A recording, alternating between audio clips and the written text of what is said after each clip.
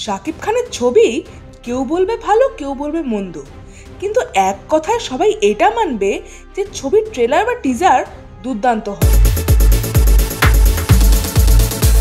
High, this is Hastolipi originals. এখন আপনাদের সাথে শাকিব খানের আপকামিং ছবি তাণ্ডবের টিজার নিয়ে আলোচনা করব।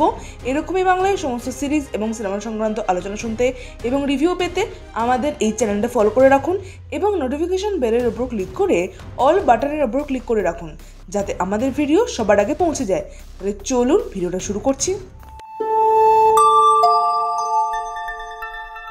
হস্তলিপি originals, the ultimate filmy dose. টিজারের ডিউরেশন মোটামুটি 1 মিনিট 30 সেকেন্ডের মধ্যে।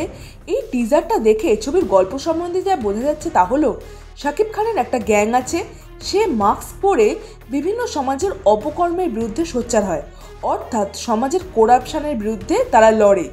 এমনই একটা অফিসে তারা ঢুকে যায় এবং সেখানে একটা পলিটিশিয়ানকে তারা খুন করে। এর পরবর্তী সময়ে দেখা যায় জয়া এহসান তার দিকে বন্দুক তাক করে আছে, এমনটাই দেখা যায় টিজারে। অর্থাৎ এই টিজারে থেকে বোঝা যাচ্ছে যে জয়া এহসান ভার্সেস শাকিব খান এই ছবিতে হতে চলেছে। শাকিব খানের প্রেজেন্স অ্যাজ ইউজুয়াল খুবই ভালো এবং তার যে সোয়াগ এই ছবিতে বেশ ভালো মতো ধরা পড়বে সেটা টিজার দেখেই স্পষ্ট। আর জয়া এহসানের চরিত্রটাকে বেশ ভালো মতো ডেপথ দেওয়া হয়েছে সেটাই বোঝা যাচ্ছে। আর এই ছবিতে ভালো মতো টাকা খরচা করা হয়েছে সেটা বুঝতে পারা যাচ্ছে ছবির বিভিন্ন সিন দেখেই। টিজারটা যে নোটে শুরু হয়েছে, অর্থাৎ যে মনোলগ দিয়ে শুরু হয়েছে, সেটা ভীষণ ভালো লেগেছে আমার এবং শেষ হয়েছে একটা দারুণ নোটে।